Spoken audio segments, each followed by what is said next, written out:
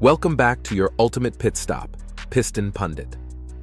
The 2026 FIFA World Cup was supposed to be North America's grand showcase, a united stage shared by the United States, Canada, and Mexico. But instead of harmony, political friction, safety concerns, and public controversies have flipped the narrative. What began as a celebration of unity has become a test of credibility and preparation. Canada and Mexico are earning unexpected praise for stability, while the US faces mounting scrutiny over leadership and readiness.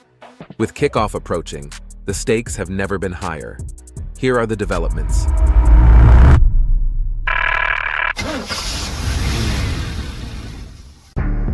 A historic dream unravels. North America loses control. When the United States, Canada, and Mexico won the joint hosting rights in 2018, the world celebrated a bold new era for global football. The 2026 World Cup was set to be the largest ever: 48 teams, 104 matches, and more than 6.5 million fans.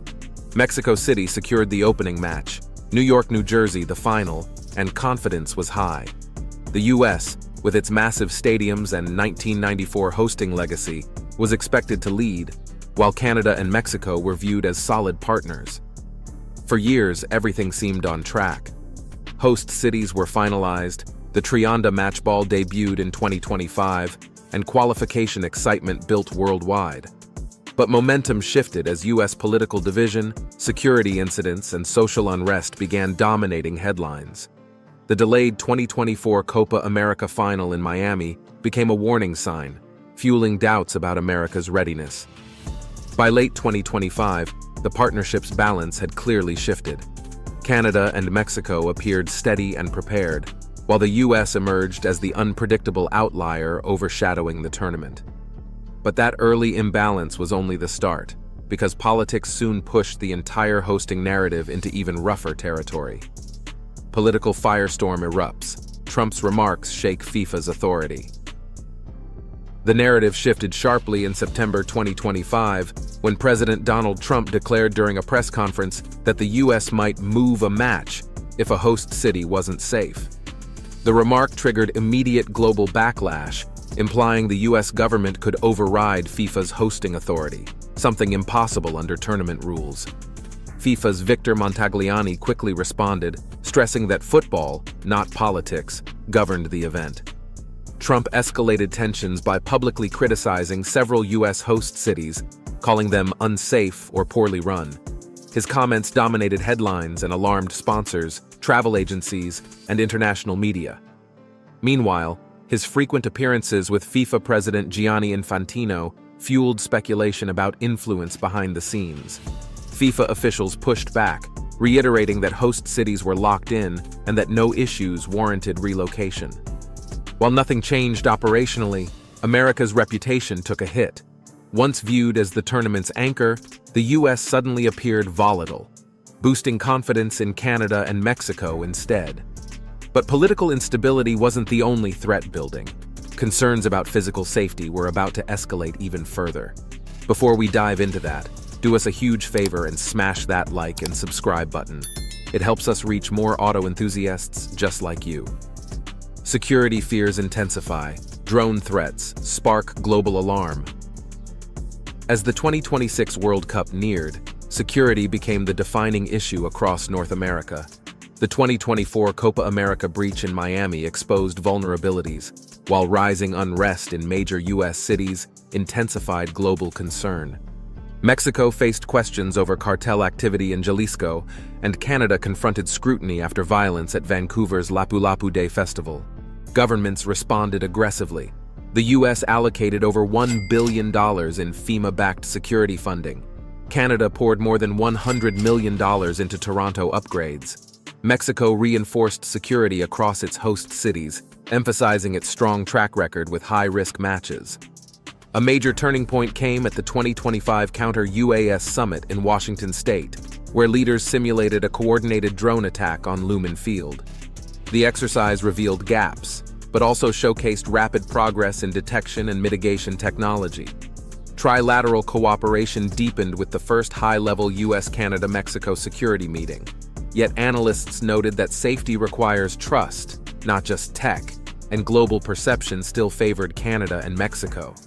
But even if safety improved, another challenge became unavoidable, one that fans faced long before entering any stadium: getting a visa. Visa chaos deepens, FIFA Pass tries to save access. As global demand for World Cup tickets surged, the US faced mounting criticism over its complicated visa process. Fans across the world complained about long wait times, strict financial documentation, and extensive background checks, far more demanding than systems used in Russia or Qatar. One journalist captured the frustration perfectly. In Russia, you needed a ticket and a passport. In the US, you need time, money, and a miracle. To address this, the Trump administration introduced the FIFA Pass in late 2025, prioritizing interviews for official ticket holders and deploying over 400 consular officers. Secretary of State Marco Rubio emphasized that screening standards remained the same, but processing would be faster. Gianni Infantino praised the move, calling it a commitment to global fans. Still, concerns lingered. Canada and Mexico's simpler entry procedures helped them win over international travelers, with travel agencies increasingly recommending their venues first. And as fans shifted their plans north and south of the US, the reputational gap only widened. Reputation Shockwave, Canada and Mexico surpass a stumbling America. By late 2025, the hosting dynamic had flipped. Instead of the US leading with confidence, Canada and Mexico emerged as the tournament's most reliable anchors. Their stadium upgrades were completed ahead of schedule, their messaging stayed calm and coordinated, and their promotional campaigns earned widespread global praise. Canada's efficient preparation in Toronto and Vancouver reassured analysts, while Mexico demonstrated strong organization across Mexico City, Monterrey, and Guadalajara, quieting earlier cartel concerns with a consistent record of hosting safe, high-profile matches. The United States, meanwhile, struggled with optics. Political interference, public criticism of host cities, visa complications, and concerns about civil unrest created an image of instability. Even with FIFA repeatedly affirming its trust in every host venue, perception had already shifted.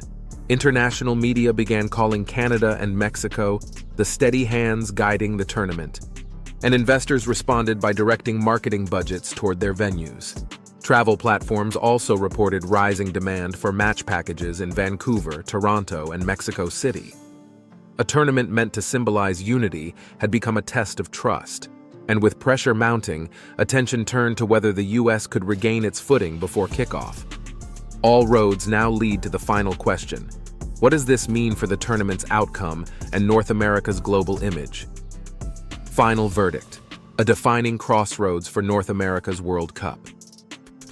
As June 11th, 2026 approaches, North America stands at a pivotal moment. Canada and Mexico have built global confidence through steady leadership and consistent preparation.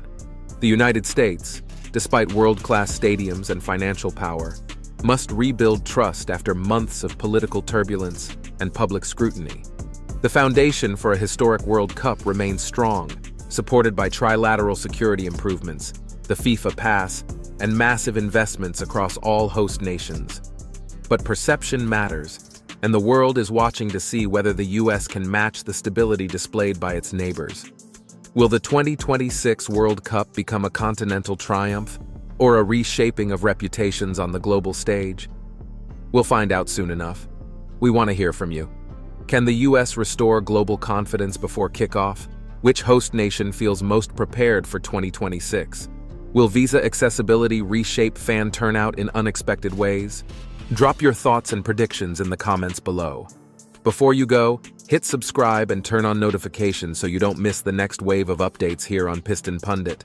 Thanks for watching and see you next time. You can now check out any of the videos on the screen. There's plenty more to explore.